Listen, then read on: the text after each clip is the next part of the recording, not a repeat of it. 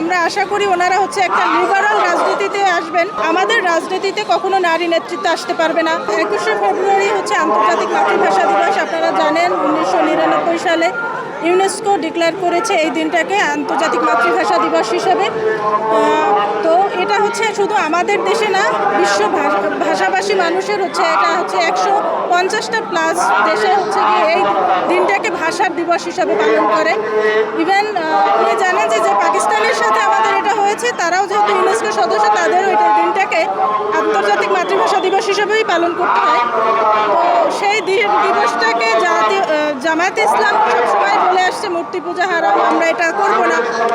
তো তারপরেও যেহেতু কালকে ওনারা করেছেন, এটাকে আমরা সাধুবাদ জানাই। আমরা আশা করি ওনারা হচ্ছে একটা লিবারাল রাজনীতিতে আসবেন। ওনারা হচ্ছে ধর্মভিত্তিক রাজনীতির থেকে বেরিয়ে এসে সাধারণ মানুষের রাজনীতি করবেন আশা করি। আমি দেখেছি ওটা হচ্ছে সচেতন নাগরিক সমাজ বলতে একটা হচ্ছে সংগঠনের মাধ্যমে, যেটার হচ্ছে গিয়ে সভাপতি হচ্ছে গিয়ে নীলা ইসরাফিল হচ্ছে এটার হচ্ছে ভারপ্রাপ্ত কনভেনার যেটা বলেন সে, এবং সানভিজ ভাই তনি মানে তনির ওয়াইফ ফাতেমা তনি হচ্ছে এটা সদস্য সচিব। তারা হচ্ছে একটা প্রেস ব্রিফিং করেছে। প্রেস ব্রিফিংটা ছিল, আমি এটা পুরোটাই দেখেছি। এখানে হচ্ছে জামায়াতে ইসলাম যেহেতু হচ্ছে নারীদের নিয়ে কটূক্তি করেছে, আমাদের কর্মজীবী নারীদের তারা হচ্ছে গিয়ে প্রস্টিটিউট বলেছে।